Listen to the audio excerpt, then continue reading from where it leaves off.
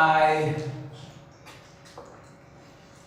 tried to put the long-term history of the Republic of Venice into the wider global economy of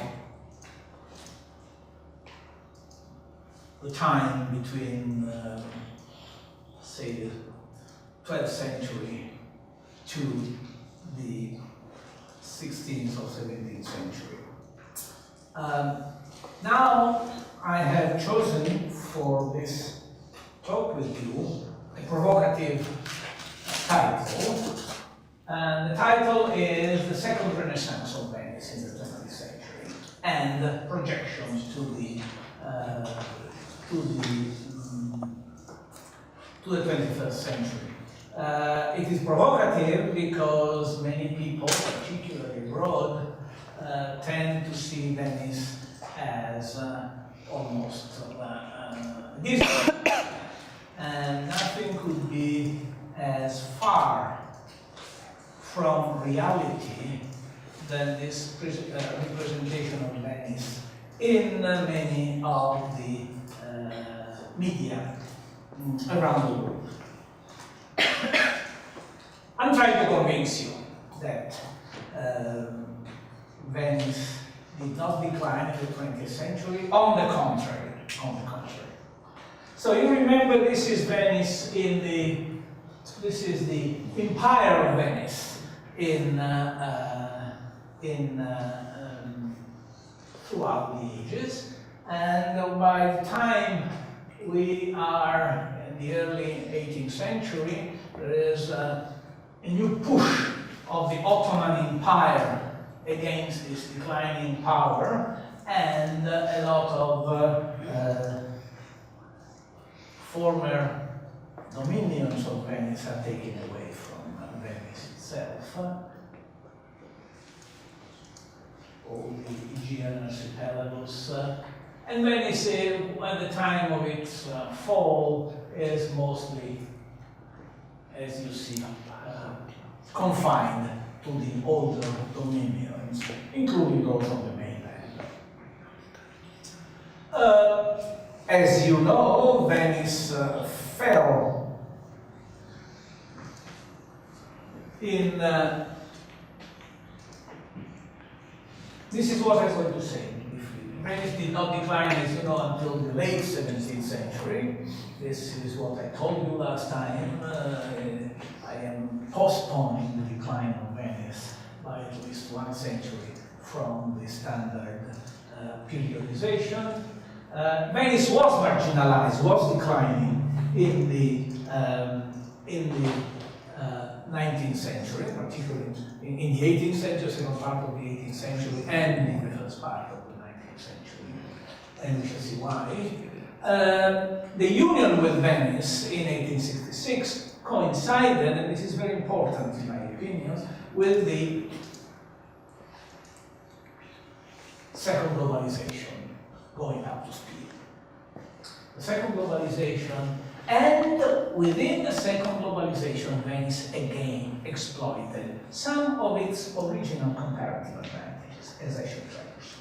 Because then, you know, there is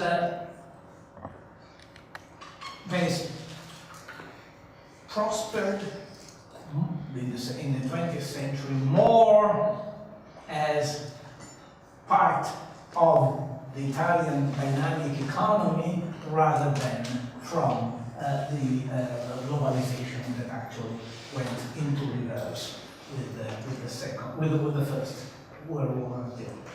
And in my opinion, Venice is resilient to postmodernism. I shall try to say something about postmodern Venice.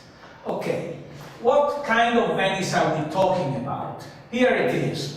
I'm talking about, I'm keeping this on the side because every now and then I shall point to some without going back to this map. But basically, this is Greater Venice. This is Venice.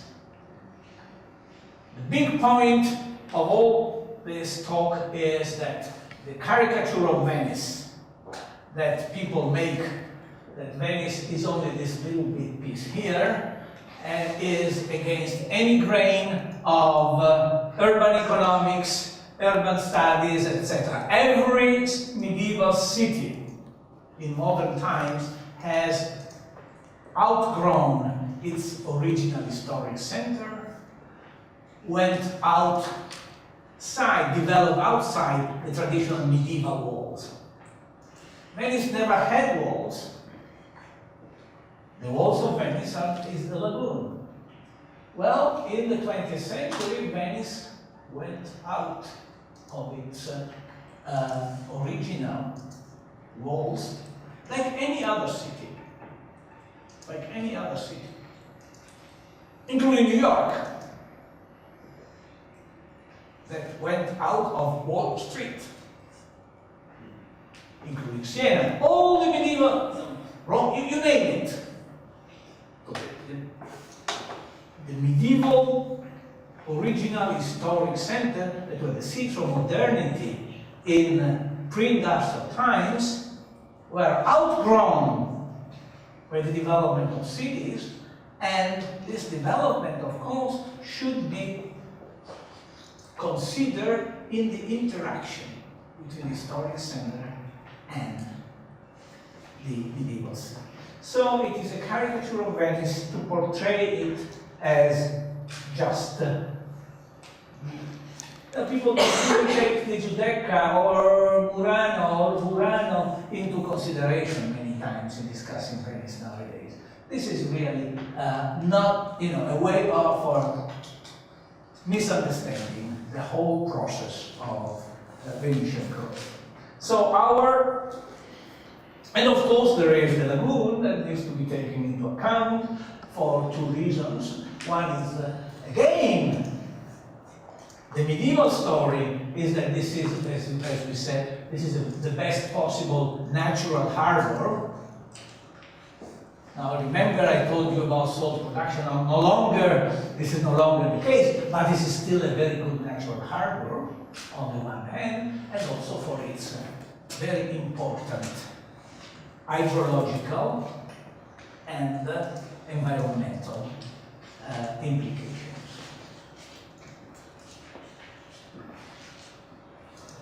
In present, this is, if you want to see the story of Venice, in a nutshell, Venice, which is present day, present commune, municipality of Venice. In the time of unification was very still close into the old Venetian center, and the size of population was about the size, probably a little lower than the size of population of Venice at the time of its maximum expansion in the 16th century.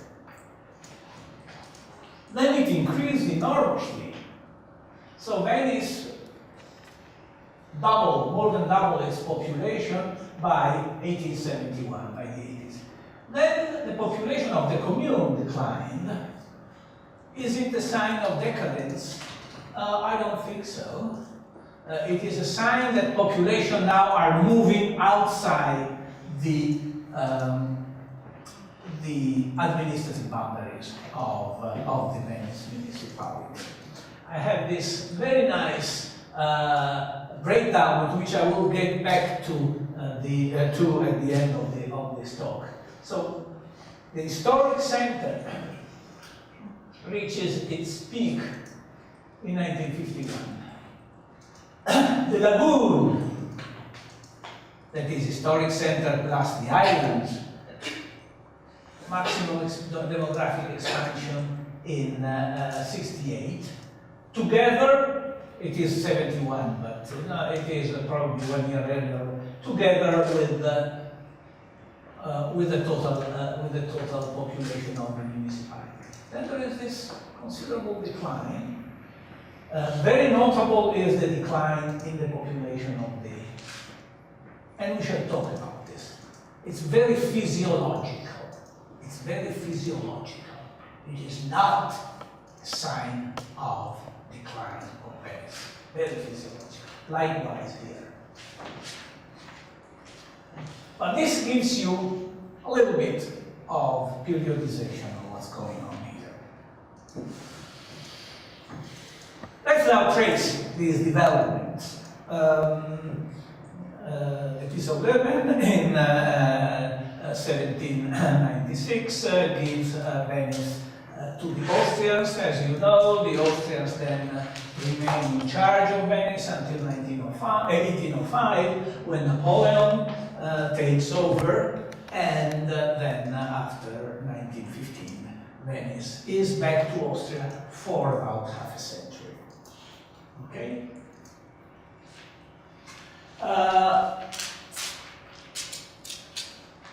There's been discussion what the foreign dominations did to Venice. The record is mixed. Napoleon was had big ideas about urban development, and for instance, the shape, I'm sure most of you know this, the shape of St. Mark's Square as it is now was shaped by Napoleon. At the place, the square was much smaller. There was the Church of San Gimignano, almost in the middle of the present church, which was demolished by Napoleon, and the Ala Napoleonica, where the entrance of the Museo Correo, etc., is now placed. So Napoleon had created this huge, I think extremely beautiful square, which was not there. The Austrians were developers also, they did something. But Venice was neither strategically nor economically important to Venice. It was not in the interest of the empire to develop Venice. They had Trieste and Rijeka as their main outlets to the sea. First of all, they were closer. Trieste was closer to Vienna proper, to Austria proper, through the Tarvisio Pass, which is very easily passable, and at the same time was believed to be much better defensible. And Rijeka was the door to the Balkans' interests of Austria, which in the first part of the 19th century to the 70s were actually developing, was making a push forward with the weakening of the Ottoman Empire. After 1848, in 48-49, Venice had a big rebellion, the creation of the Second Republic of Venice, and this was, of course, and Venice was the last of the many republics that surrendered, that were created in the ephemeral revolutions of 1848 to yield to the Austrians in 1849. Venice, after that, had further doubts about the viability of investing in Venice, which would possibly, particularly then after 59, when they were defeated by Napoleon III, and then northern Italy became part of Piedmont. The Austrians did some work, the Murazzi at Malamocco here, they were actually, and they did, I don't know if you know, often you don't notice it, but the island of Sant'Andrea, here, Sant'Andrea is here. And you enter, and it is strategically very well placed to defend the entrance to the harbor, you see. If you have good guns here, it's very difficult for a fleet to penetrate in the lagoon. So this was originally the stronghold of the Venetian Republic to prevent people. Nobody ever entered the island, the lagoon throughout the Republic. And this is very, and there is, if you go there, I mean, it's very nice, there's a very nice gate by Sansovino. Then the Austrians strengthened it, they put very powerful guns to defend Venice from the outside. This is the island of Sant'Andrea. Then they put this, I don't know if you've ever been to Sant'Erasmo, this is Torre Massima at Sant'Erasmo. They strengthened also Treporti, so they mostly made investment in military defense. They did not invest in the harbor. The one thing, the very important one thing, for what I'm trying to tell you, for the development of Venice on the mainland was the creation of the railway bridge, across the Lagoon. Never attempted, the Venetians never wanted, because they knew that the Lagoon was the natural defense of Venice. The Austrians, I'm sorry, this is not a good, this is not a nice, but here you see a train over, you see, I get these pictures free from, because I can't afford to buy them, the high resolution pictures from, but this is, you see, Venice, and we are here, we're seeing from the perspective of the mainland, and here's the area. So the train, when you take a train from anywhere to Santa Lucia, you still run through the original Austrian train. This is very, very, and this was a very, very important development. The Republic of Venice, I told you, and here is Venice. See this painting in the Museo Corrado. Venice waiting for what? Waiting for Italy to deliver from the Austrian domination. You know the story of the patriots in Piazza San Marco. The Florian coffee was the cafe of the pro-Italians, and the Quadri on the other side was the place of the pro-Austrians. And you know the story. What did the Austrians order for lunch? Polenta and squids. Black and yellow, the Austrian flag. And the Italians, risi, bisi, e fragole. Rice, bisi, what's bisi? Green peas. And strawberries. Okay, so that was, anyway. Yes, the kingdom. Here's the kingdom by the Stucky. You see, this was an artificial bridge that was later, much later than and here's the King of Italy entering Venice in 1866. Okay. Now,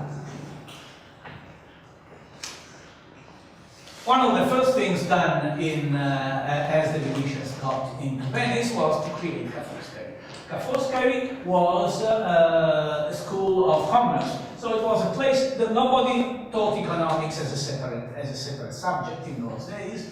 Whatever economics was taught at the law schools. So there was no economics being taught at the university, and the idea Luigi Luzzatti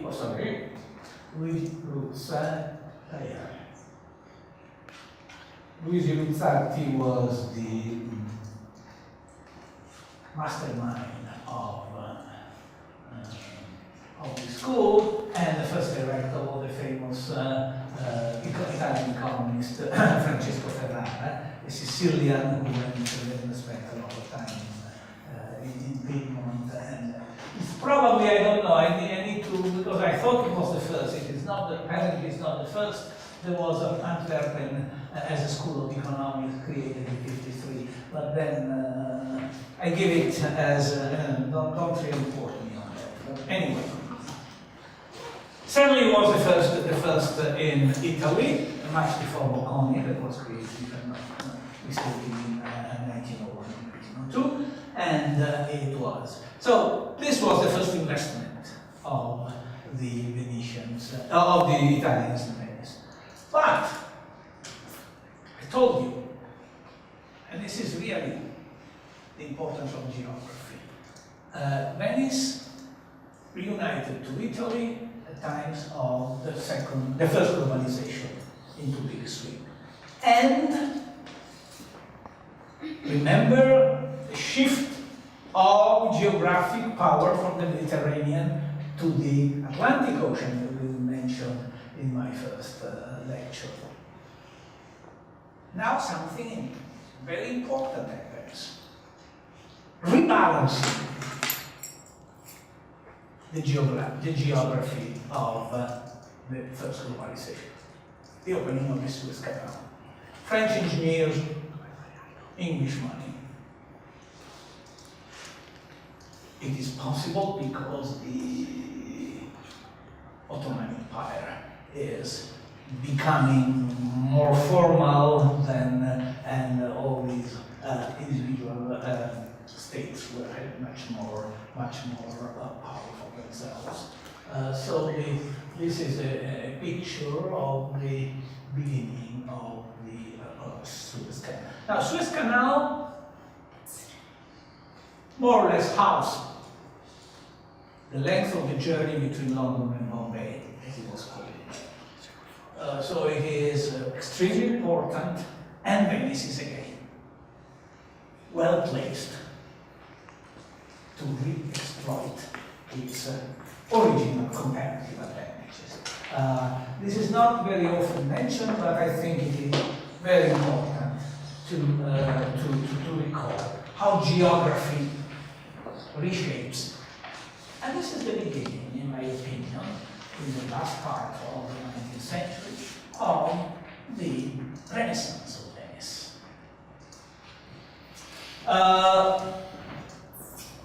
First of all, the harbor, the port, is reorganized with investments. Not as big as the investments the Austrians are making in Trieste. Nevertheless, Venice becomes the first port of the Adriatic, in spite of the big money that the Austrians are investing in Trieste. The Italians, on the other hand, were investing all the money on Genova, connected with the developing regions of the First Industrial Revolution that were Lombardy and Piedmont. So, see this. Where is the harbor located in Venice? In Venice for 1,000 years, and even in 1866, is located here. If you look, not from this window, but from there, it's located between San Marco, San Giorgio, and the Punta della Dogana, and the Salute Church. This is the area of business. So when ships arrive in Venice, that's where they unload, that's where they receive assistance, that's where they stay on anchor. This is no longer feasible with new bigger steamships. So what happens? First of all, they dig a new canal here, Malamocco, that will get into Venice. Then the Italians dig, the entrance to the Lido was left very shallow waters. You go back to a depth of some 8 meters that was up to the steamships of the time. And then slowly you move the harbor from here to this area here, where still you have. And later on, of course, this is no longer, this is also too small, and later on we shall develop the harbor in the mainland. So it is a development of a Venetian economy. As you will see, I shall never talk about tourism. Tourism is something that you add up. Venice is a trading place, and as you shall see, a big industrial city in the 19th century, in the early 20th century. So between, to make a long story short, between 1880 and 1913, the increase in the ton movement of the harbor is fivefold. And the port is moved later to the mainland. So before the World War I, they were already thinking of moving the harbor to the mainland. Com'è che questa non funziona più? Oh, the other thing, of course, this is a hotel now. This was a big grain mill. And why? Again, exploiting the comparative advantages.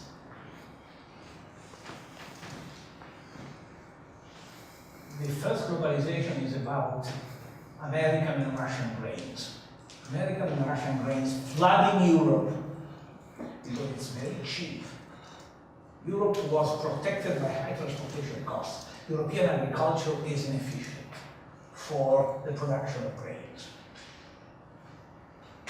All of a sudden, the Europeans eat much more and much better than the grain, and bread becomes cheaper because of importation of grains from the United States and from Russia. Now, what is the Russian port for feeding Europe?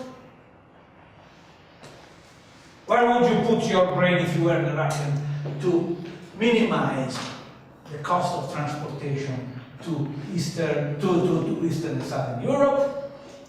Odessa, right? So the Odessa grains are big thing in the first globalization. And Venice, of course, perfectly located again. The Odessa grains come directly to this place, big factory. It's very important to avoid the cost of moving grains that are heavy and relatively cheap from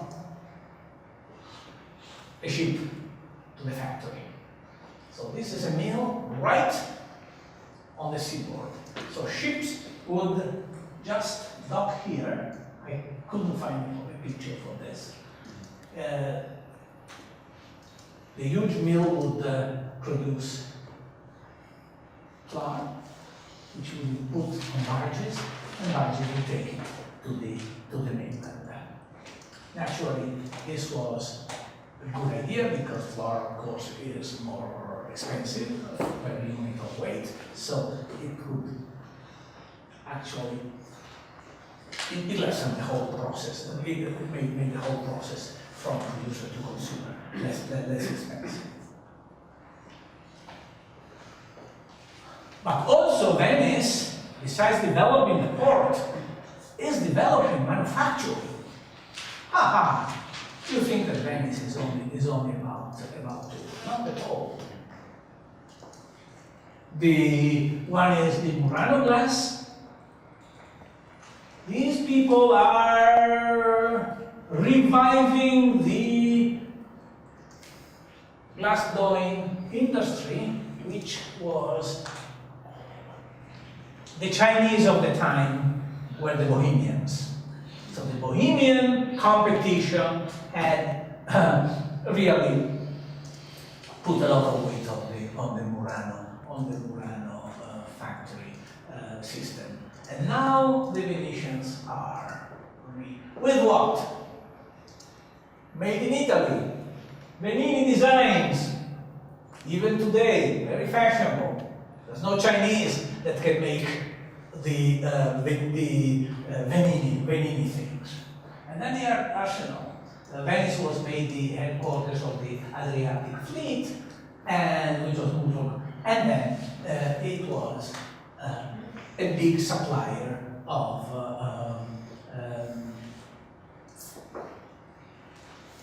ships and a big demander of manpower.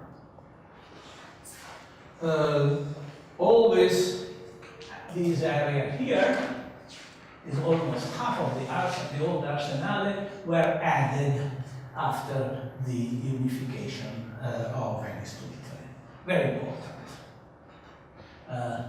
When I was a kid growing in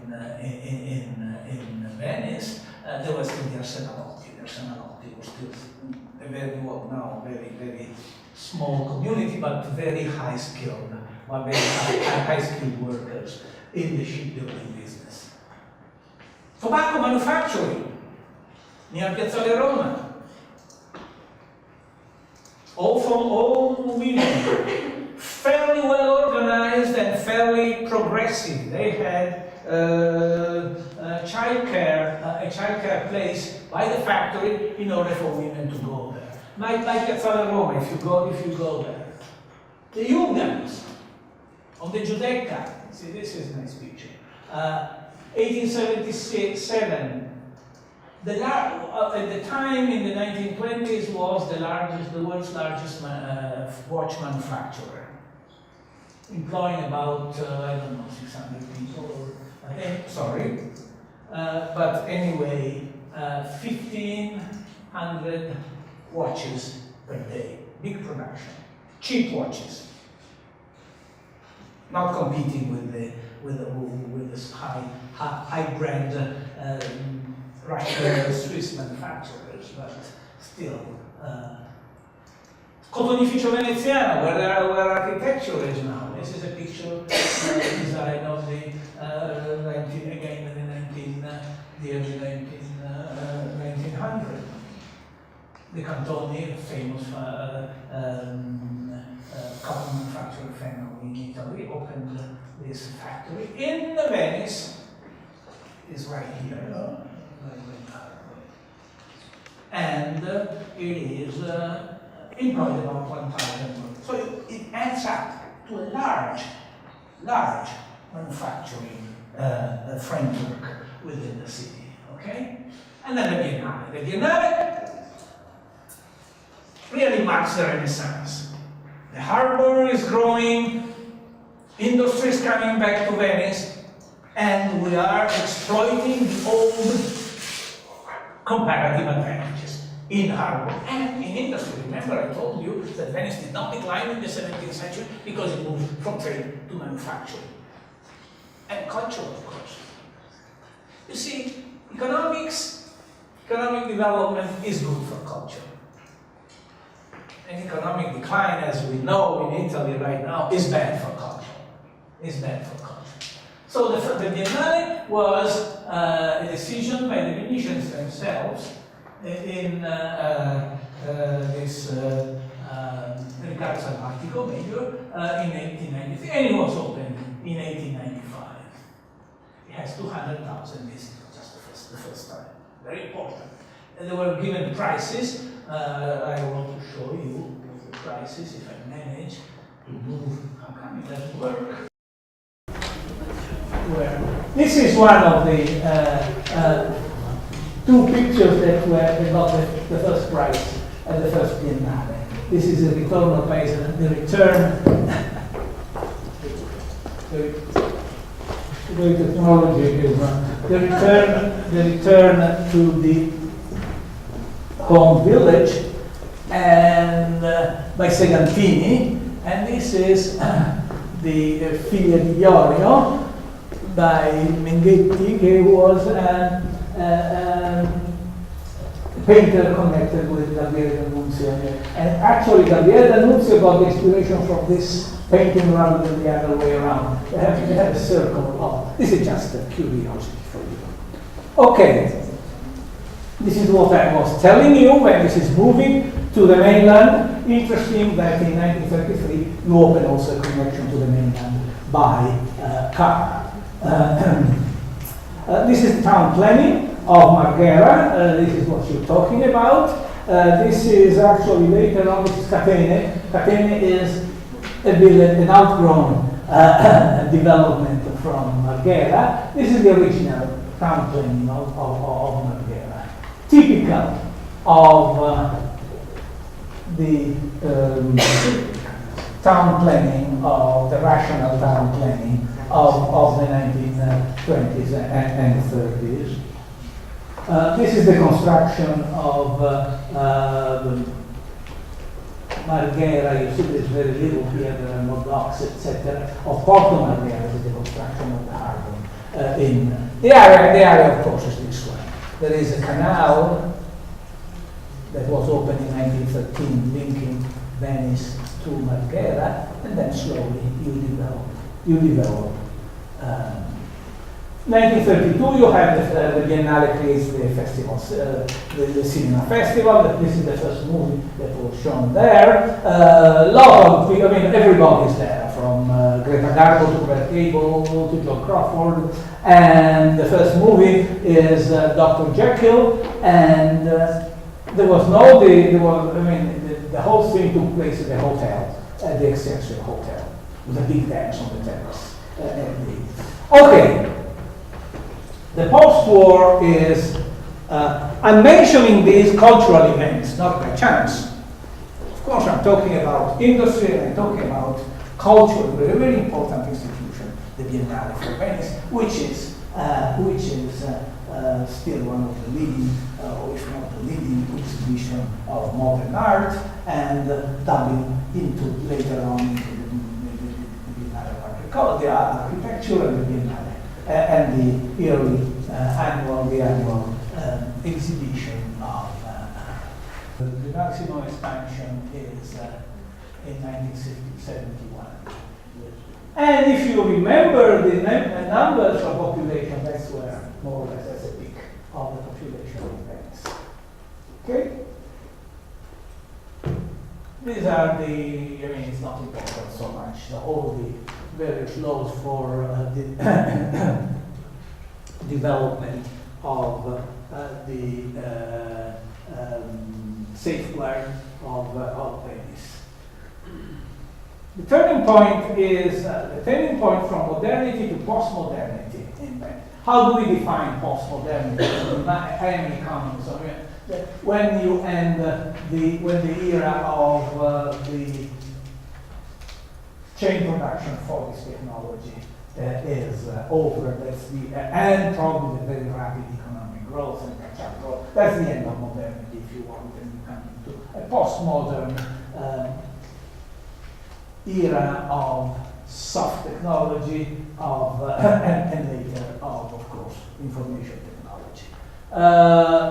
The turning point is a flood of 1966. Flood that was very damaging to Venice.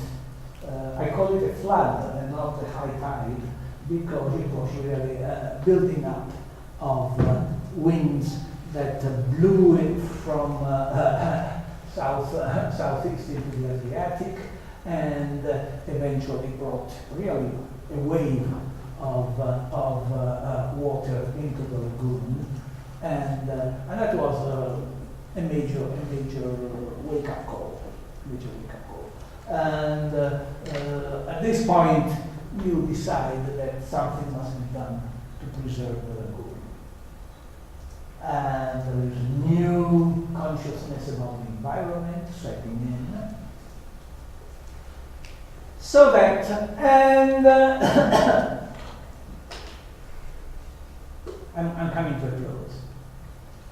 So the Mose project, long in the planning and finally beginning in 2003, there is an entire environmental rehabilitation of Porto Marghera as the factories move out or are closed. There is a new idea that this area should be used for something else, but of course it is not possible to use it as it is now because of big environmental damage being made to the area by industry, so it needs a big rehabilitation.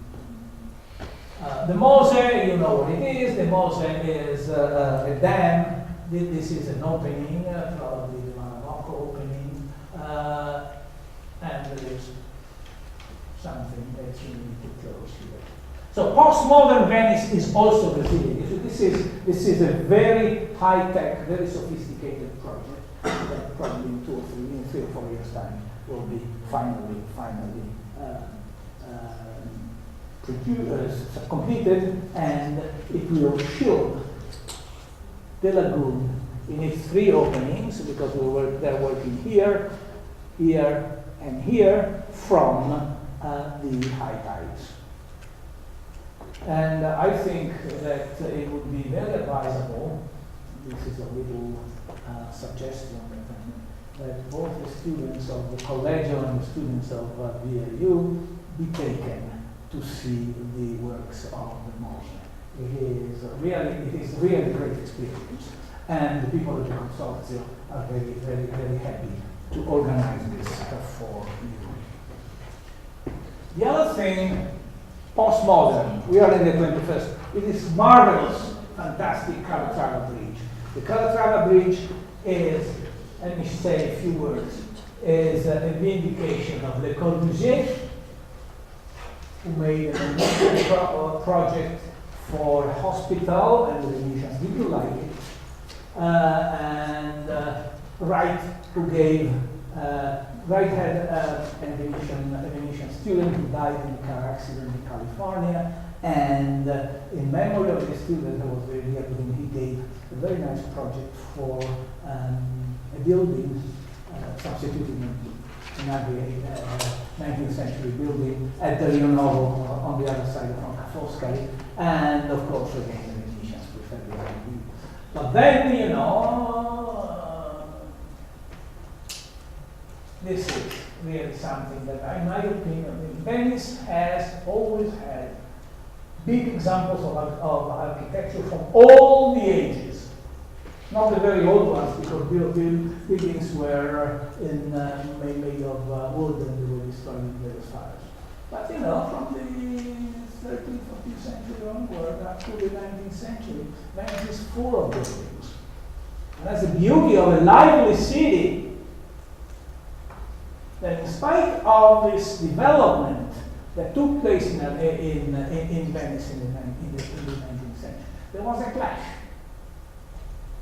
Clash of people that did not understand the Renaissance of Venice, did not understand how Venice was developing along its traditions, reinventing itself in the various times, first with the port, then with industry, then with culture. There was a bloc of conservatives that said, no modern agriculture, no modern architecture in Venice. And finally, Paolo Costa had the courage of creating this unit. This is the rehabilitation of the harbor, the various areas. I have no time to discuss it. Again, you know, this is where we stand right now, with a small number of people living in the historic center, small number of people living in the island, in the lagoon, the rest of the people in Mestre, and moving outside London. Why do I say that, and I'm closing, that this is physiological? Why do I say that this is physiological? Like it or not, buildings in Venice, when people left for the mainland, were not such great housing. In the 50s, most buildings in Venice did not have bathrooms, did not have running water. Now you open the opportunity for people to work in Venice, but live in the mainland. New buildings, modern facilities, elevators, bathrooms. What would you do? What people don't know is that there was first of all, an outflow of people who, however, came back every day to work in Venice. There are many more people working in Venice than people living in Venice.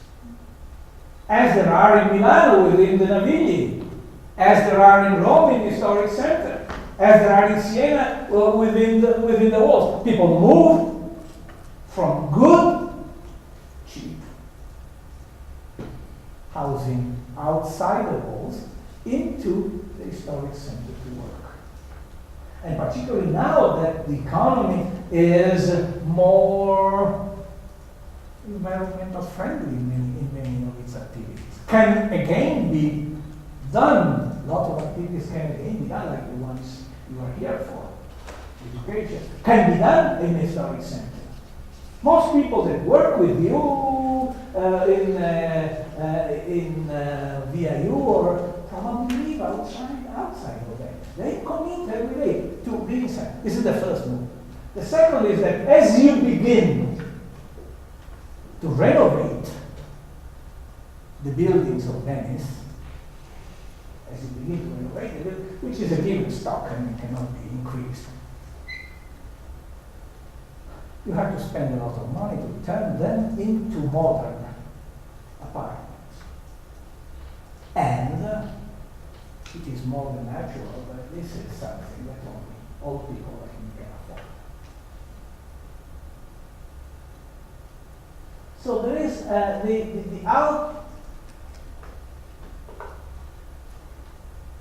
outward emigration from Venice is accompanied by inward immigration of some kind of high-income people who actually move and settle in Venice. This may be desirable or not. This is something that I don't get into, but it is not sign of decadence. It is a typical movement that you observe everywhere, at least everywhere in Europe. The American story is a bit different because the inner cities, except for some Cambridge, for instance, everybody wants to live in Cambridge if they can afford it. But in other cities, in Durham, North Carolina, where I spend half of my year, people don't want to live in the inner city, they want to live in the suburbs. But this is the story, this is the story that is told by demography. And these people, and even here, the population is shrinking. Again, why? Because Mestre now is close to Venice and people want to live in Mestre. Those who can, and rents have gone up in Mestre. So you move outside. You move in the, from Mestre to other areas where housing is less expensive. This is a typical process that takes place in every city in the world. And it is not a sign of decadence. Maybe there are other signs of decadence. We can decide that you may not agree with me that Venice is not declining, but this is not a sign of decadence. Next. What's next in the 21st century? The end of high tide flood, the Mose, a postmodern harbor, the east-west and north-south crossroad. That's where Venice is located, a top-niche university. This is what we should work for. Niche in the sense that Venice is not a place for mass universities, but it's a place where we can focus on a relatively small number of research topics where excellence is really, again, can be reinvented from the comparative advantages of the city. Urban renewal in Venice, and the reclamation and reuse of bottom again. Now I showed you the end of the high tide flood and the reclamation. Let me show you a few other things. This is a new museum that will be created in at the heart of Mestre to try to be the hub of an entire urban renewal of Mestre. This is a new harbor, in my opinion, a very clever idea. The harbor is going to be located offshore, somewhere here. And ships will be there, will dock there, and the cargoes will be unloaded from the ship into barges, and barges will go to Marghera, they will go to Chioggia, and they will go through a waterway and then the Po Valley, all the way to Mantova. and all the way to Porto Levante in Ravenna. This is a huge, I got this last night from the Port Authority. 8 nautical miles of Venice coast. Very deep sea, no problem of pollution in the lagoon, and this is a postmodern idea about it. Don't give up, don't transform Venice into a museum. New idea, this is a great new idea, and apparently the Chinese are very interested in funding it. This is how it will be organized. These are the barges. This is another one. This is an actual that will take the containers, so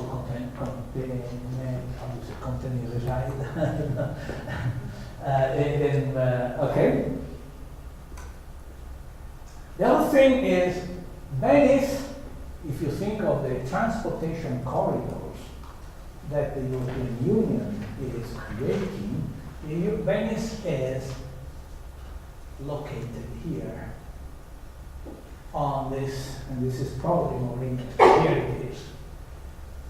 So Venice, the European Union is creating transportation corridors, that is railway and highway fast transportation. Moving to the east, we already have some transportation, including the Venice-Lyon high-speed train. You see, this is the location, again, comparative advantage geography. Venice opening to the east. So this is another great opportunity for the future. I'm talking about the 21st century. I'm not so far away. And that's the end.